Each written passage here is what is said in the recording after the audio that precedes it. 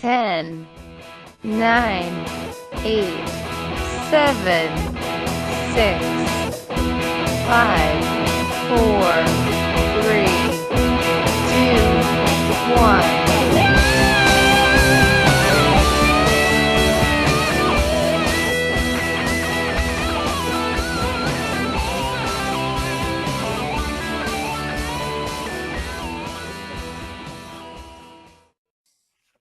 Hello and welcome back to the NRL Dream Team podcast. I'm your host, Jay Moneyball Hellaby, and I've got my ever-faithful co-host, Nathan Banksy Banks, here with me. G'day, Banksy. How are you, my friend? Hey, not too bad this week. In full swing of exams at university. Got 2 this weekend. 1 on Friday, 1 on Saturday. Fun. Excellent, excellent. So with your mind elsewhere, mate, now's the time to take you on head-to-head. Go for it. Let's buy Rick anyway. It's convenient. Very true, very true. Well, mate, we got Origin 2 team lists, and we'll kick off with some Origin 2 team lists, of course. We'll then go into normal team lists. You and I have got a bit of a soapbox that we spent the weekend enlarging the soapbox so we could both fit on it. And then after we finish up with the soapbox, we might have a look at some cash outs and cow options that are happening around this time of the season as we get into the back half of it. Mate, are you ready to rock and roll with these Origin team lists? Oh, yeah. All right, let's get into it.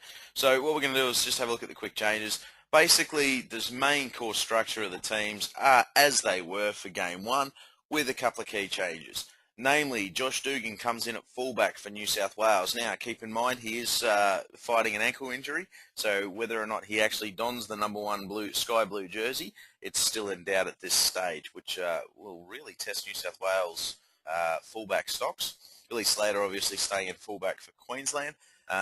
Then we have Nathan Merritt coming in on the wing for Blake Ferguson, who will not be representing the Sky Blues or anybody else for that matter at this point in time. We'll get into that a little bit later on.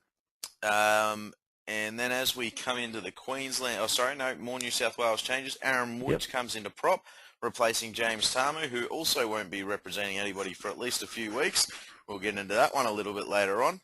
New South Wales are developing a bit of a blues culture. Chris McQueen comes into the starting side for Queensland, replacing Ash Harrison at lock. Corey Parker Parker's keeps playing his lock, spot. by the way. Oh, sorry, replacing Ash Harrison in the number 12 jersey, or number 11 even. My goodness, look, I apologise to everyone. Any mistakes or stupidity this week, I get to blame on the fact that I got divorced today, so my mind's been absolutely elsewhere. Every other week I've got no idea what my excuse is, but that's my excuse for this week. In the 14 jersey for Queensland, Daly Cherry Evans. So he's made it into the 17. Congrats, DCE. Josh Reynolds is in at 16, of course, for New South Wales, and he actually might look at getting some game time this time around, particularly being that Robbie Farah is nursing that broken eye socket and jaw. And that's pretty much the changes, with the exception of Josh Papali coming into the 17 for Queensland, which will make it very, very interesting because Papali targeted Paul Gallen in a semi-final Sharks v Raiders last year, and Gallen literally spit the dummy in that game. He really did have a sook and ended up... It was disappointing. He ended up losing his nanas, really, and going after Papali illegally, which was quite amusing, and the refs hammered him for it, and in the end I think he got hooked off the field and told to sit down and cool down. So it'll be interesting to see what happens with Papali on Gallen. That's going to be a matchup I'm definitely looking forward to. Yeah. For myself, it is too. I hope Gallen gets Papali one back legally this time. Maybe Papali can incite the fight. Well, look, it's going to be interesting because the Biff is banned. The Biff is banned. So Whoop-de-doo, ain't going to stop them from doing it. Oh, I don't know. Instant one-match ban. Anyone with Origin players in their Dream Team squad will be nervous to hear you saying that, Banksy. As long as it's Corey Parker, I'm happy with that. He can sit out another week. He can. Oh, that's just this is like your Farah hatred. You didn't have Farah, and now you don't have Parker. Oh, Farah can get fighting too. He can too. Mm-hmm. Farah can start fighting as well. It can be Farah and Parker. That'd be a good fight. You can throw in who else do I want in later in the year? You can throw in McQueen too, little you bitch. Oh, Banksy, this is why you don't run a third world African nation. It was meant to be my centre coverage for round 12 and round 15 buys. He's starting Origin now. He's in round 15 instead of playing for the mighty South Sydney Rabbitohs.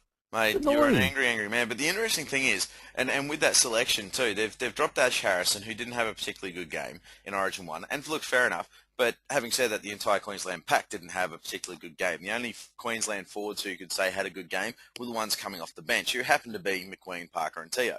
Um, so that And being said, and Gillette, that being said, they've moved Chris McQueen into the back row, replacing Ash Harrison because they want more size.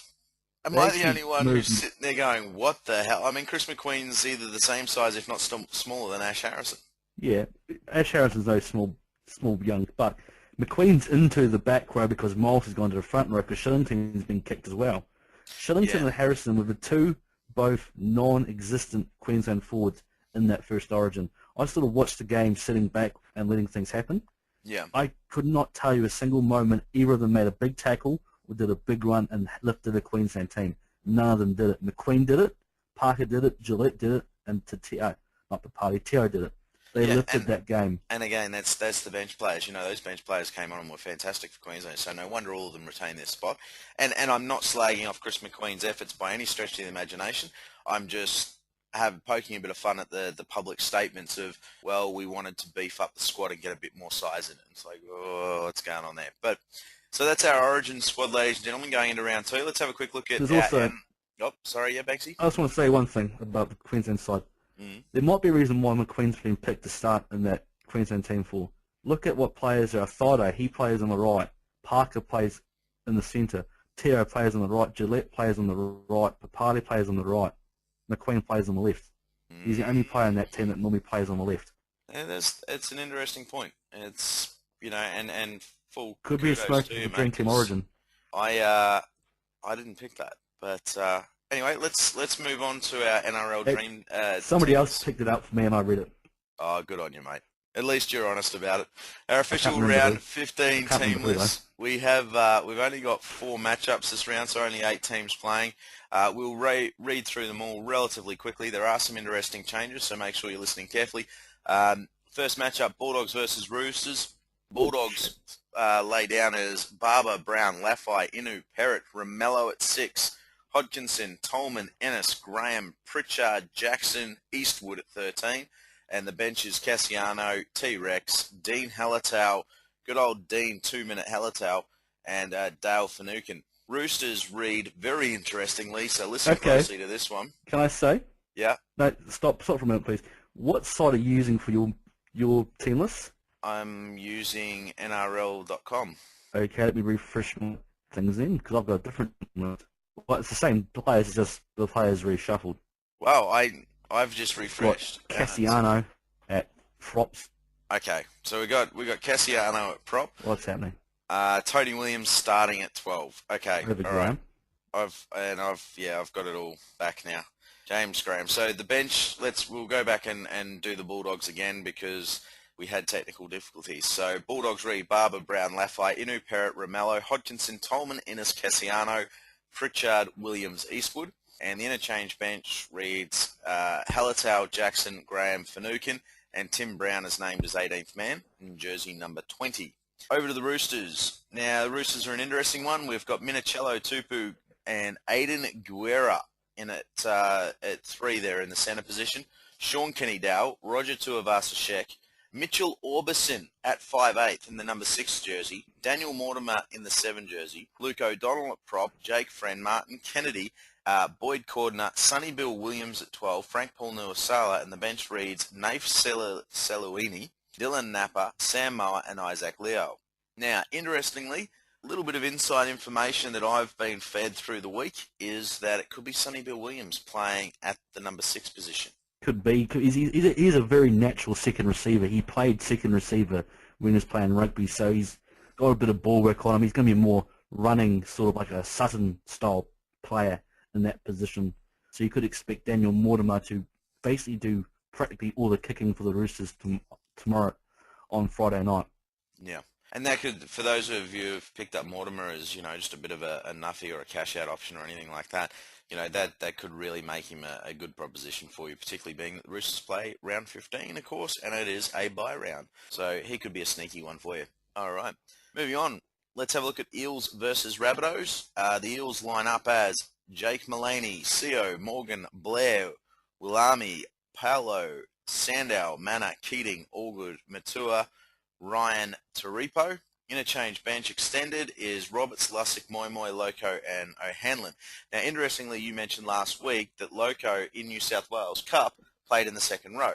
Could this interchange bench be a case of they're going to bring Loco into the second row, or is Chase Blair potentially going to be dropped out of the centre position if Loco's, got a better attitude? I think I believe Loco played a lot of his career actually in the second row in his younger grades, so he's definitely knows how to play there. So they might be trying to trial him there and make him into Steve Menzies. Yep. Okay, could be very interesting, particularly with those tackle breaks.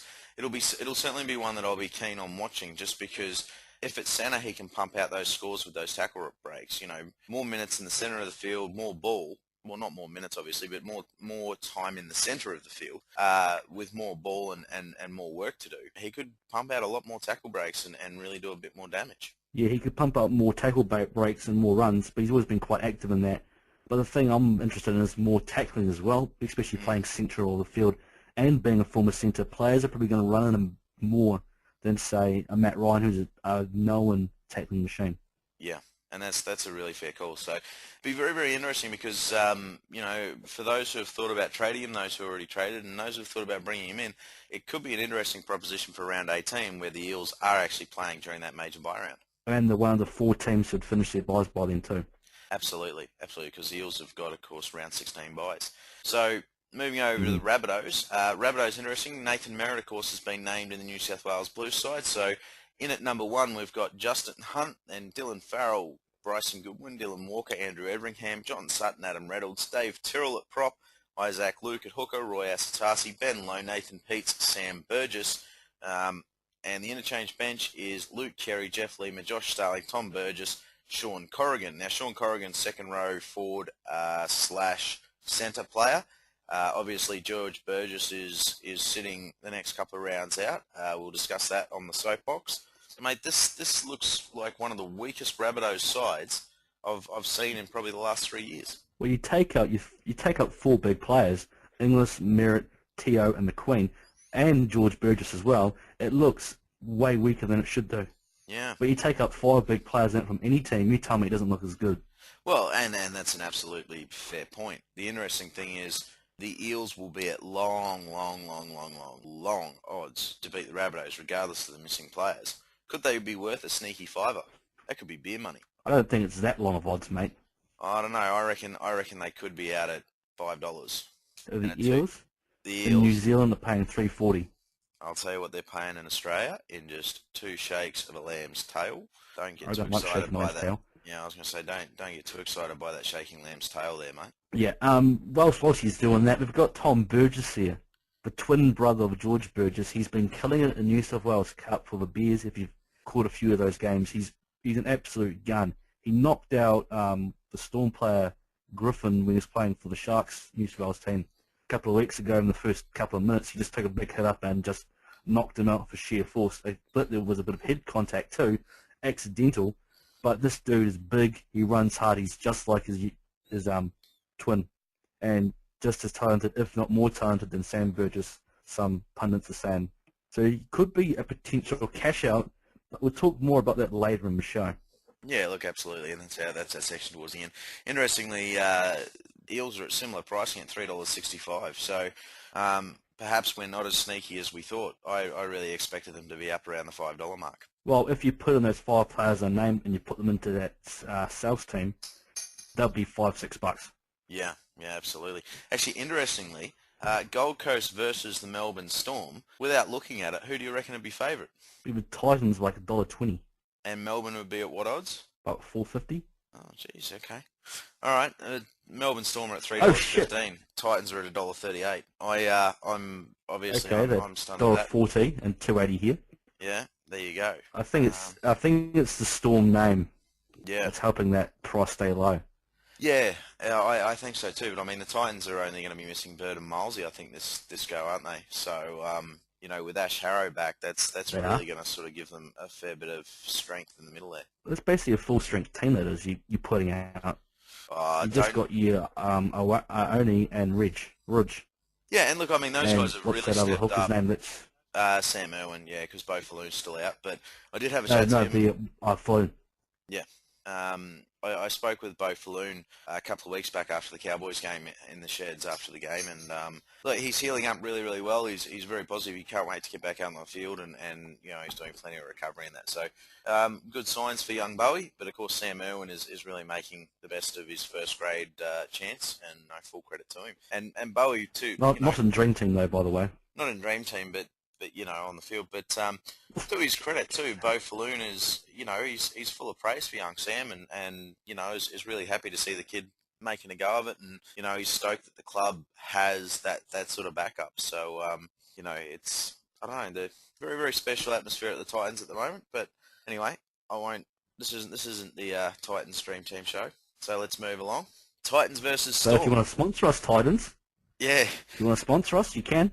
Interestingly, Show. I did get to say good day and shake hands with Michael Searle in that trip to the sheds as well. So I should have hit him up, but anyway, and John Cartwright as well. But Titans versus Storm Monday night. So we'll have Titans will be Zillman, Gordon, Takarangi, Idris, Don, Caesar, Kelly, Bailey, Shrama, Douglas, Taylor, Minicello, Harrison. Taylor's starting. I'm loving seeing that. Interchange benches are Mark Ioane, Ryan James, Ben Ridge, Sam Irwin, Luco Dwyer, Chalky, potentially making a comeback from that jaw injury, that broken jaw that he had. So it'd be good to see him back, though I don't know who he had slot in for at this point in time. He may be there just as coverage for Takarangi or somebody like that. Yeah, could be in for Ridge as well, maybe. Yeah, look, well, I mean, Ridgie played against the Rabbitohs, and the report was he had a chat with one of my mates who went up to Cairns to watch them, and the report that came back was his pec pulled up fine. He was really happy with how it got through the game, how he got through the game, so should be all good. Looking at the Storm now, there are a few key changes here to the Storm, which will really be interesting. We have Widdop at fullback, and we know he can play there and has played there regularly. Wacker, Chambers, Blair, O'Neill. Ben Hampton comes into the number 6. Brett Fitch, Bromwich, Slade Griffin. Starting at hooker. Now, Slade Griffin can only be picked at centre, which is an interesting sort of proposition for anybody. Brian Norrie, Kevin Proctor, Tohu Harris starting, Ryan Hinchcliffe. Interchange bench of Riles, Garbutt, Fanua and McLean. Anybody who's seen a couple of links going around of Mitch Garbuck with, you know, some of their kick returns and that in the New South Wales Cup competition? Absolutely phenomenal. So it'll be really good to see what he can do at NRL level. Yeah, the Storm team, you would expect now that Hampton's been selected in 6 jersey, he will be the successor for Widdop next season. So you kind of hope he has a few quiet games, so keeps his price low for cash cow potential next year. But also you might want him to have a few big games too, so you can actually get some good usage out of him if you do cash him out. He is a wing fullback half. How many games is he going to get? Obviously he'll get the 15 and he'll get 18, but that'll be it. So if he only gets 2, if he only gets you just get points. The 2 games, he will start at a price of 116,000 next year. If he scores well, like 40, 50 average, they'll price him accordingly. No, they won't. I'd almost guarantee you. I'm willing to bet that. It'll be similar to what's his name, Campese was back in this year. Yeah, but Campese has played, 100 plus games or whatever over the last 4 years or 5 years, where they can actually track it. If you have a look at the players that are at that 116, a lot of them had 30-point averages, but they only played 2 or 3 games, so they didn't actually see that initial price rise. So they got the not quite rookie price. As default, because the second-year Dream Team, I think. Yeah, second-year Dream Team thing. They filled in for a few buy rounds and things like that. They'd actually be the 127s, won't they? The second-year Dream Teamers are. If they played games, if they didn't play games, they're 116. Actually, that's a good point. Yeah, 127. Yeah, you're right. So he'll be in at 127 regardless, by the looks of that, I think. Yeah, no, you are right. So there we go, Banks. We worked together, and once again we came out with the right answer. Only through teamwork, mate. Only through teamwork. Teamwork. That's okay, it. teamwork. Let's get on this damn soapbox, man. No, did I space out and forget about the Tigers and Raiders game, or did we just miss it? You know, I think we missed it. I think we did. We'll just I put the knew blame you on me. scrolled down too Yeah, much. look, we'll just put the blame on me. It's I'm absolutely exhausted. For anybody out there who's contemplating, you know, divorce or marriage or any of that sort of thing, divorce is incredibly draining. It really is. You know, just yeah. If you're gonna get married, do it right. Don't marry the wrong woman or the wrong bloke or the wrong anything. Anyway, back to Dream Team. All right, West Tigers line up. Tedesco, Nofaluma, Ashford, Reddy, Simona, Marshall, Sirenan, Buchanan, Yusefa, Blair, Fulton, Pettybourne, and Suiaso. Suiaso, Superman Sue, has been playing out of his skin lately, which is good to see. Interchange bench of Sui Mana, Fagai, 3-nugget Happy Meal, Murdoch, Masala, Spence, and Thompson. Raiders lineup is Robinson, Earl, Croker, Whiten. I have never seen this name before. Sowie Luma, Campese, McCrone, Sounds Tills, right. Buttress, White, Edwards, Thompson, Fenton, Milford, Kennedy, Shillington, Vaughan. Those last four, of course, make up the bench. And David Ferner has greater job security going into round 15 this year than he has at any time in the last 4 years. So he'll be sleeping well at night for the first time in 4 years. Mick Potter, on the other hand, not so much. Who is But this Mick Potter has. Who is this Sammy? Nick- Sowie Luma. I think it could be the next big thing. I don't know. But I'm I think disappointed he's that Benko Lee's not 160. getting playing. Pun? I'm disappointed that Benko Lee's not getting played. I mean, they're Edrig's cousin, the under-20s player that played for Queensland, isn't it? Yeah. Yeah, he might be still a bit young. I think this Sammy dude is playing New South Wales Cup and has been killing it in there for the Mounties, and he could be a potential cash out with Ferguson being on the outer. You would think now, and Shandor Earl named, and Asada bullshit. Yeah, well, that's it. Fucking far out. I mean, peptides and God knows what else. I don't know what. Well, to make his hair blonde like he did, I don't know what he's on. He could be on crack. Or he can be doing ickies in the old off season like not Ashley Johns. Andrew Johns did. Man. Andrew Johns did it during the Ashley. season, mate. Anyway, all right, let's get up on the soapbox. Smart. Look, Ecky's Actually, nice segue. great Nice segue, Banksy. segue. Well set up, mate. You're getting the hang of this podcast thing. What the hell is going on? You pay me $600,000 a year, right? And I mess up a couple of times. Fair enough. Okay? I've got a stupid amount of money to play with each week or each month or each year or whatever. I'm an Aussie, so I love the drink, but I mess up a couple of times. From that moment onwards, that I reach that point of, hey, you've messed up, here's a rap over the knuckles, here's a drag over the coals, here's us kicking your ass, here's a giant pineapple shoved up your ass. From that moment on, if I'm going drinking, I am not going any further than my own balcony. And everyone's coming to my place to drink. The people who are coming in are being vetted at the door. The girls who are coming in are being vetted at the door. Now, before anybody jumps down my throat, I'm certainly not saying that the girl involved in the Ferguson incident invited it or anything like that. In fact, by the looks of everything and how quickly he was charged, it appears it was absolutely unsolicited. But I'm just saying that if I was in this situation, this is how I'd be doing it.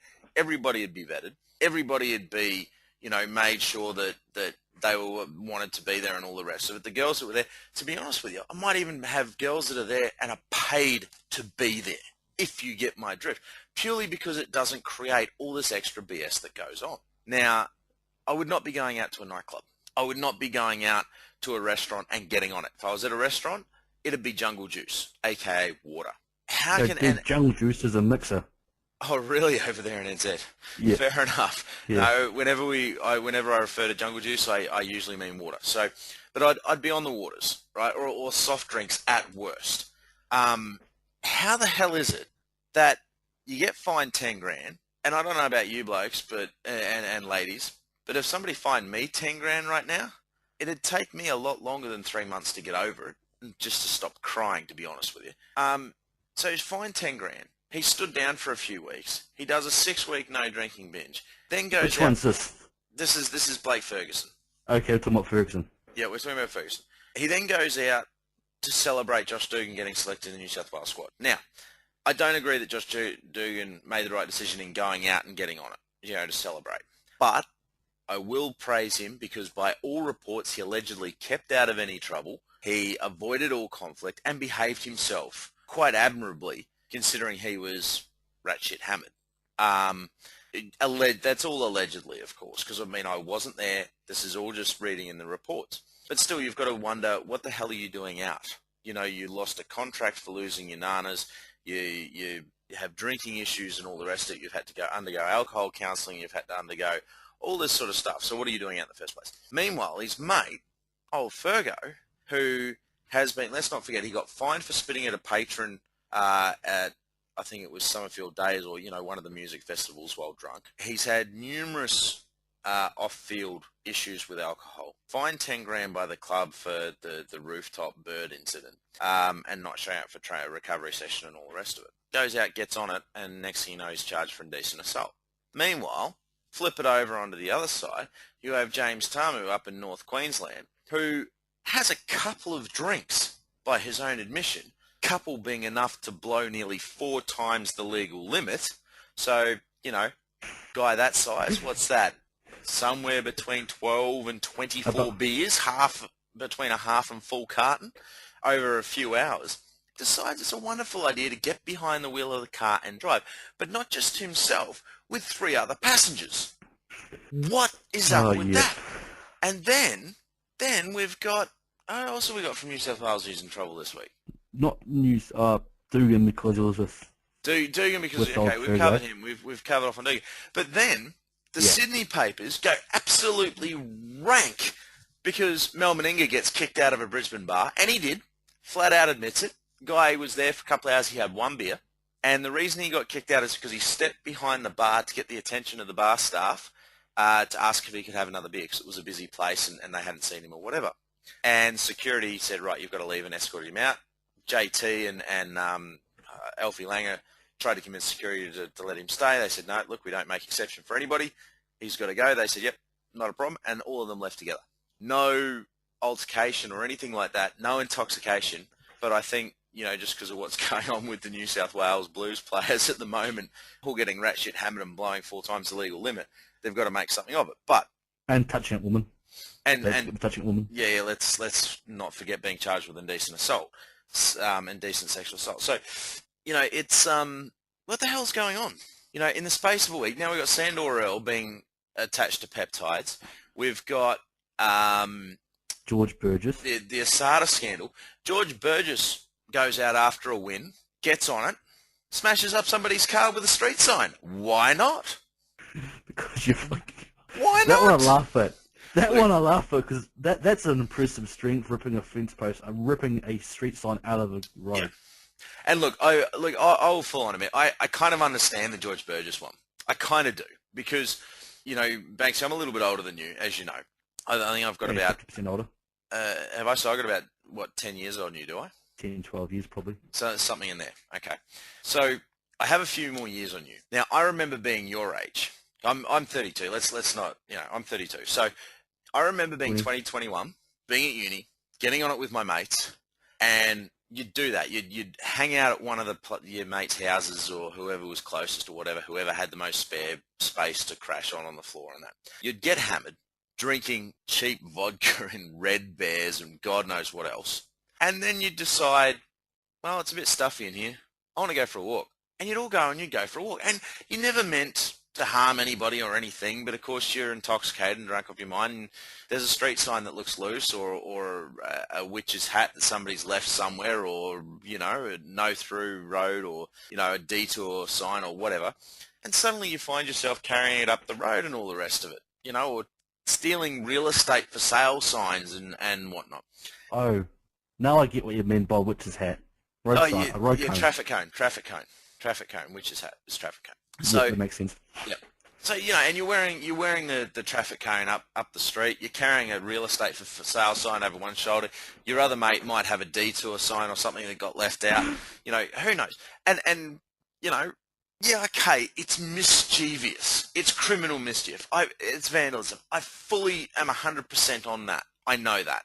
It doesn't excuse it. It doesn't excuse it in any way, shape, or form. But it's not like George Burgess will pay for that, the damage that he did, and as he should. He'll get fined by the club, as he has been. He'll be stood down for a couple of games, as he has been. For a normal person doing that, they get caught, okay, they go, they have to clean it up, they do community service and all that sort of stuff, as they should do. But this is a common occurrence, is what my point is, you know, between, it doesn't matter if they're 21-year-old footy players or they're 21-year-old uni students. It's a fairly common occurrence. What is not a common occurrence is being 22, 23 years old, 24 years old, going out, getting absolutely off your face and touching up some bloke's girlfriend, or, you know, indecently assaulting some bloke's girlfriend, allegedly, with that bloke standing right there. Girlfriend. Well, just anybody. That's it. Can be Anybody. any girl. And no, it doesn't even need to be a girl. I mean, it can be a guy if you're that way inclined. You know, but indecently assaulting anybody. You know, what the hell are you? What are you doing? If that is your predisposition and you're in the public eye, then stay at home and lock your damn doors. Blake Ferguson's going to lose his career over this, particularly if he's found guilty, you know, and they have CCTV video footage of it. He's done. Dude's just a moron. And he can't go anywhere else. He can't go play rugby in France. He can't go play league in England. They just won't let him in. He's a sexual felon. This is exactly right. You know, if he is guilty and they record a conviction, he will have to register as a sex offender. He will be hard pushed to get a visa to any country, except for maybe Saudi Arabia or somewhere like that, where, you know, the whole rights against women and money. That sort of, you know, money. It's you know, money too. Do they even play rugby league or rugby union over in Saudi Arabia? He can kick a ball, can't he? He'll play some football for them. Oh, look, maybe, but I mean, what else? What's he going to do? Like, and he's just at 24 years old. He's thrown what, a $400,000 a year career down the drain. Yeah, he's just been a silly. He's always been a silly little boy. Even at the Sharks, he was a silly little boy. He's in career best form too. Hence why he's picked for New South Wales. If he kept this form, he probably would have been picked for Aussie as well at the end of the year for the World Cup. But now, what has he got? He's going to be sitting at home, registered as a sex offender, probably with an anklet around his a bracelet around his ankle, because he'd probably be on home D. Yeah. I don't think that, but he could well be, if it's any way to keep him off the grog. No doubt there'll be some deal struck and all the rest of it, you know, like, and it'll be a deal where there's no conviction recorded and you know, maybe damages are sought or whatever, you know, purely because it's the only way he can save his career. If the second they record a conviction, the NRL has no choice but to permanently deregister him. And if they don't, they basically show themselves to be hypocritical of all of their women in league and everything like that, in my opinion. And I know that, look, we're on the soapbox and it can be highly controversial, but they would have to deregister him. There's no doubt that he would have to be deregistered. He has to do something like what Carney did. Go away for a year. Carney was repeated alcohol offences. You know, Blake Ferguson's got repeated alcohol offences and now potentially indecent assault. Yeah, that assaulting thing is not good. And like, if you saw the president they set of Robert Louis, and Nathan Stapleton as well last year as well, they got stood down for abusing women. BJ Leilua, Joseph Leilua from the Knights, where he was a former Roosters player, he got stood down too because he sent nude pictures of his ex-girlfriend around. Oh, and so he should have. Then Robert Louis, you know, beat his own wife. He was convicted wife bash twice. Yet he's playing. So, I mean, you'd have to wonder. Yes, he did a year in. Is he convicted though? Purgatory. Actually, that's a good point. I must admit, I'm not sure if he is convicted. Keep Charges going, I'll have check it been out. dropped. Yeah, have a quick look on that. But you know. You keep going talking. Oh, mate, I am done on the soapbox. I think I've said everything I can really say on it. I just want to mention one thing. Well, it's not more than one thing, but it's a slight variant of the topic than what we're on. It's like what Blake Ferguson did was wrong and is very wrong, and he will suffer the consequences for it. But you think about what we're talking about with what Tamo did was very wrong as well. You're blowing 4 times over the limit, and you're driving a car with passengers in it. Now, from what one of my mates, he did basically that. The only thing he did differently was I think he was speeding a little bit as well, and didn't stop for red and blue. He's got home D for that.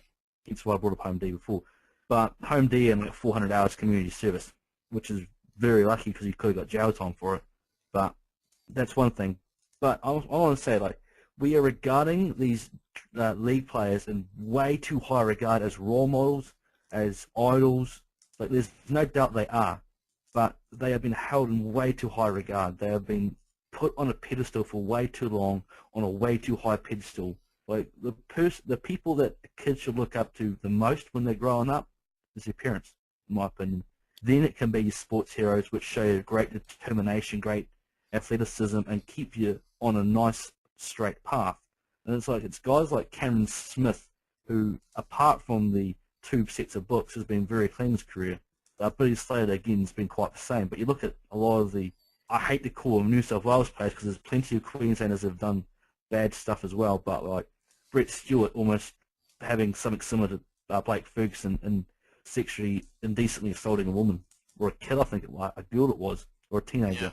Yeah. He blew that, but that blew off, like, I got caught the Sharks, but like you look at the Shark stuff from 2002 back in Christchurch when they did that alleged, well, it wasn't alleged gang group sex, it was group sex.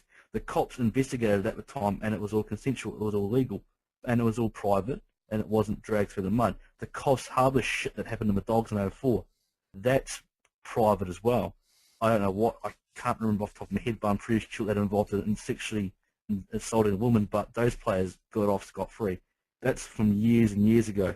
And Matty Johns took a lot of that heat from the 2002 thing, especially later in his career, and it ruined his Nine career, but it's allowed him to go to Fox and probably be more serious and probably better for him in the long term. Oh, look, absolutely, and he's got his own show and that sort of thing over on Fox now, and yeah. he's done his time. But I mean, there is this sort of, they've done their time and you know they're rehabbed or whatever, but stance has to be harsh. Absolutely has to be harsh. It's just too much of it happening. And in all honesty, I would love to see so much more of the coverage. And somebody raised the point on radio the other morning that while Blake Ferguson was being charged by the police for indecent sexual assault, or sexual indecent assault, or indecent assault, whatever it is, you know, and being interviewed by the police and that, Nathan Merritt, his replacement in the Blues squad, was up in Cairns talking at a school on the topic of bullying. Now, there's a role model, but it was a member of the general public who brought that up on radio in one of the talkback shows. It wasn't covered in any of the papers anywhere, as far as I could see. You know, no, so it's not. Merritt's a very, very good person to have an idol if you have one. Yeah. He's a former Shark too, by the way. Oh, there you go. But as is Jamal Idris. As is Ferguson. That Idris ain't a former Shark. No, sorry. As yeah. far as in terms of community. Yeah, community. And what he does. Preston Campbell.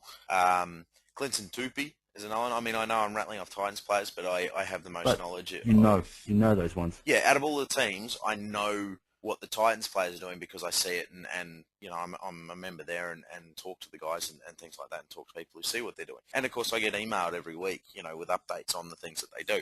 I would love to see the media covering that. I think that's a far better expenditure of the media's time, and I would far rather read that than Blake Ferguson being charged with indecent assault. I never really liked Blake Ferguson in the first place. Neither did I, but that's the thing. The reporters report on what will sell newspapers, and talking up the sensationalisation of, I'm going to ignore Ferguson for a moment because he deserves to be dragged through the mud if it is true, but if it's not, he's going to have his name dragged through the mud as well. But like guys like George Burgess, who did a little bit of petty crime, like who hasn't done a little bit of petty crime in their time? Like that's just picking up something on the side of the road and throwing it, and it hit a car, and it's like one of those things that you try not to happen, but it happens.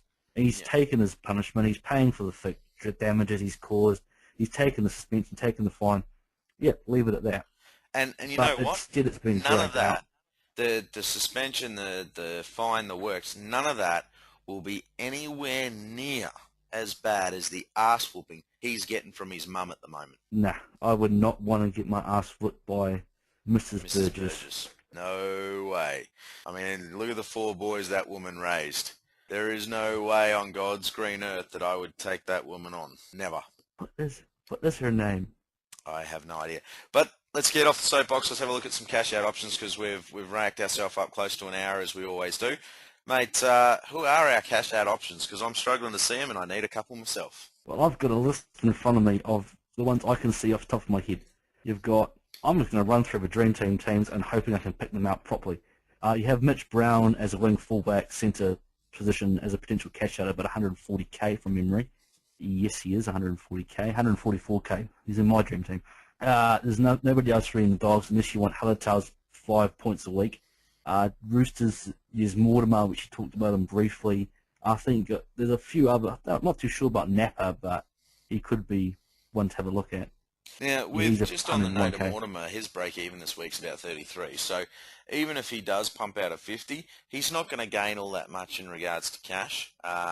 You know, he's more of one that you'd be sitting on, you know, hoping that Yeah. he'd get a couple of decent scores over this Origin The period. thing is, with Mortimer, you're stuck with him. At this time of the season, your cash outs are staying in your team. Yeah, in a lot of Unless ways. you've got plenty of trades up your sleeve, and then you're probably not in a position to be challenging for overall like Jay and myself. But Jay in more of a position than I am. Mortimer's stuck in your team rest of the year. He's a decent cash out that plays 15, should score really well in this round alone, which is probably the only round you'll ever need him, unless you get auto emergency, which he could basically score you a 5, which is similar to what Hallertau could do for you as well. Also, Dylan Napa, wasn't he the kid that everybody rated and everybody wanted him to play? No. Was it somebody else? I believe that was Kane Evans. Kane Evans was everybody. But like Napa's got big, I think he's got reps on him as well. Yeah, he does. Look, Napa's got a fair few reps coming on him. So those ones here are Isaac Luiar, not Luiar, I see. Liu. It is Liu. He's another potential one. I think he got his third game last week too. And he got the majority of his price rise done. He went to 132k. He went to 132k last week, and he's jumped on by a few. He's got some really decent scores actually. Scored 33 to, yeah. He's pumping out some decent scores, so it's good to see. But how secure is his spot in the team with Frank Paul Nuasala coming back next week from suspension? Jared Warrior-Hargraves. Okay, the other one then. Yeah. Well, that's exactly it. You know, Sam Moa's now back. Martin Kennedy's in the starting. Luke O'Donnell's in at 8. Frank Paul's in at 13. You know, so who is it who drops off that bench? Is it going to be Naif Siluini? Is it going to be Dylan Napa? Is it going to be Sam Moa? Is it going to be Isaac Liao? Siluini's going to go for Mortimer when they got the two hookers, two halves back. They've got Orbison and Guerrera, who both play second row, and they normally start on the bench, or Orbison normally starts, I think. So there's more places gone, and you've got Jared Warrior-Hargraves to come back in the team as well. So you've got Jennings coming back in, which will put Guerrera back onto the bench. You've got Maloney and Pearce, so 6 and 7. So right now your bench is Guerrera, Mortimer, Cordner, with Orbison going into 11. So then you got Sam Moa. So Isaac Liu's just not really factoring in. Then you got Jared Warrior-Hargraves coming in as well, back next week. Yeah. And you'll think O'Donnell will go to the bench. Yep. So you got to. These guys are just one game, probably won't see game time in this injury hit. Yeah. And resting happens. Is that what you want? Like, if you already have somebody like a crap scorer in your team that's going to ruin an order of urgency you already have, like, say, a Kahu, a Mitch Brown, everyone else said you can give us a cash out. These guys could still ruin your order of urgency by giving you lower than 10, which happened to me last week. Yeah, well, that's exactly it. All right, any other cash outs we should be looking at? There's definitely a few. There's not too many in the Tigers game because there's not, apart from that Sammy long, tricky to spell name, but it's, yeah, Sammy. Three Nugget Happy Meal. Yep, Sammy 3 Nugget Happy Meal, but I think he's an Aborigine. Please say he's Aborigine. Yeah, he's probably the only one, and he could potentially stay there with Idrick Lee being out injured as well. Yep. For a few more weeks, and Ferguson highly unlikely to stay and go back into the team at least for a long while. So he could be a nice cash out. I believe he's 116k years, but he's a centre wing fullback as well for you. Okay, so he's an interesting cash out proposition. Mm-hmm. An interesting cash out proposition that plays this week too. Yep. But now we go into the Eels-Rabbitohs game, and I'm looking at Braden Will.I.am. He's a 101k wing fullback centre switcher, and like he's probably got as good job security in the Eels team as any player does.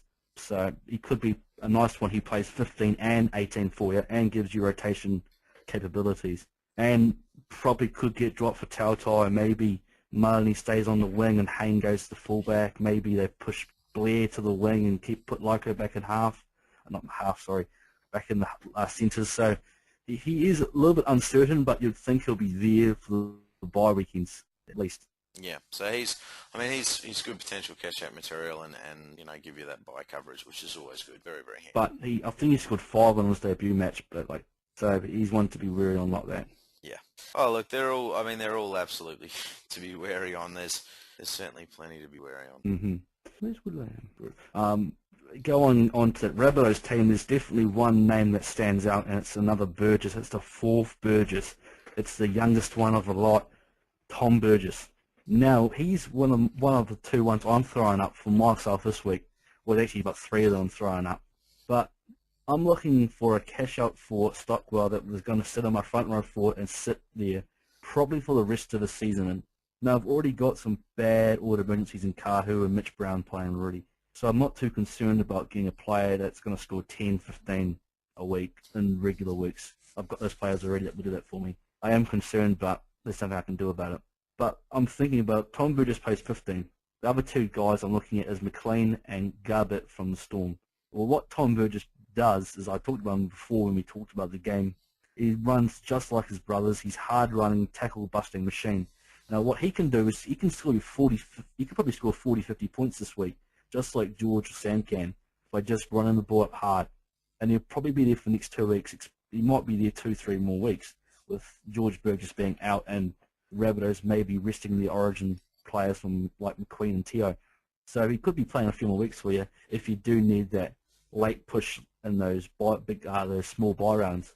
I'm tempted to get him over the McLean and Garbutt because I think he'll hit 40, 50 points. So that 40, 50 points might come in 1 week instead of 2 weeks, but McLean and Garbutt probably averaging 15 apiece. That's 30 points over 2 weeks. What's 10 points here or there if it comes in 1 round or if it comes over 2 rounds? Hopefully that made sense. Banksy, you know that after a while, mate, you going on, I just switch off. But essentially, I zoned out. But what I effectively figured you were talking is that Burgess could make that 50 points for you in the 1 round, whereas the other 2 could take 2 or 3 rounds to do it. So even if Burgess only gets the 1 to 2 rounds to play compared to 2 or 3, you'll still probably be ahead in the points department. Mm. I understand. And he's also a bit cheaper as well, because the McLean and Garbutt are both 116k, while McLean's 113, but Tommy Burgess is 101k. Yeah, no, I get what you're saying there. I just wish he was a front row forward, second row switcher, because then I could actually do something to sub him out, but to get him in. But I'll be sitting quiet on him and just watching to see how he goes with interest. Yep, definitely. And I'm not missing on this Burgess. I missed out on Georgie Boy. I won't miss on Tommy. Actually, you know what'll be interesting? If Tom performs well, they may keep him in the side, which means we'll have 3 Burgess brothers coming in. And there's Luke to come back from injury as well. And Luke to come back from injury. Now, the interesting thing is, George and Tom are twins. The stats guys can't get it right with players who don't look anything alike. How the hell are they going to get it right when they've got identical twins on the field? Thomas is bigger. But, I mean, they've got numbers on their backs, and the stats guys still can't get it right. What hope have they... Well, as long as they give all the points to Tom Burgess, I don't give a crap. Oh, I love you, Baxi. You're so biased against any player that you don't have. But I love it. Mate, I think that's just about our show for the day. What do you reckon for the week? Yeah, there's not too much to talk about on the times. I talked about Garbutt and McLean being potential cash outs. There's also Hampton too, which I talked about during the discussion of the games. He's probably gonna get 15 and 18. I'll almost guarantee you that. He looks like he's going to be a success as a Widdop next year. I don't think they'll play Finch there. I think they'll be building their depth up more. Finch is there just to cover injuries and develop the team. Period. So Hampton's rated as well. And there's also another guy, Kurt Mann, who's playing under 20 still this year, and he's probably the understudy to be Slater in a few years. So you could see him popping up as well, especially over Origin. Yeah. Next year. And also Slade Griffin as well, centre cash out. I think he's about 120k. Yeah, look, he's definitely an interesting one. 131. Particularly starting in that hooking role. And you'll think he'll start again in that role 18 as well. So these are only rounds you're probably going to play these sorts of guys. If you have bad guys, you got to watch the order of emergency just in case if you can't get to computer or the cell phone because you're at a bar and you missed the kickoff because you're not that interested in Dream Team when you're out there chatting up birds. Screw you, fucking Michael Gordon. Banksy, you were chatting up birds? Yeah. Okay. Mate, I had you picked as The batting ones that go for tweet. the batting for the other team, mate. I was going to say the ones that go tweet, but you would try and do that, were you? Yeah, mate, I was insinuating that you were that deep. I was in La La providing Land. La La Land. Alrighty, ladies and gentlemen, that is our show for the week, and thank you very much for sticking with us. We hope you have a wonderful week and get through this bye round unharmed, and hopefully you've picked up a few places by the time we chat to you next, which of course will be just after Origin next week. Bring on game 2. Go you mighty Queenslanders, and I know there's a few Blues fans who will be hoping for a clean sweep, and look, straight out from the Queensland camp, I've got to say, you guys have got the best chance of taking home the series this year, what you've had in a number of years. So looking forward to Wednesday night. Banksy, mate, once again, thank you very much for your efforts, and thank you for carrying the show today, being that I am just that far out of it. I'm probably using the same dealer as Blake Ferguson, to be honest. Okay, one more question. Yeah. We're going to come back to this. I'm going to write this down right now. Yep. On my whiteboard. Yep. I'm going to rip those off. Right. Your pick for the score of Origin 2. Yep. And then I want you to give me the man of the match. Okay. Man of the match for Origin 2, I think we're going to find will be Cam Smith. Yep. And it'll be Queensland 24-12. 24-12. Yep. I have that written down. I'm going to go for Greg. No, I'm going to not go Greg Inglis. Greg Inglis is a simple one. I reckon it's going to be Captain Corey Parker. Corey Parker for man of the match. And then the score will be closer than what you think. It will be Queensland 22. Not the Cowboys. It will be New South Wales. They act like Cowboys sometimes. 16. No, fuck it. 9. Fuck it. 20. Oh, he reckons it's 22-20. 22-20. 22-20. Fair enough. All right, my friend. Well, that's it from us. Ladies and gentlemen, have a fantastic week of Dream Team.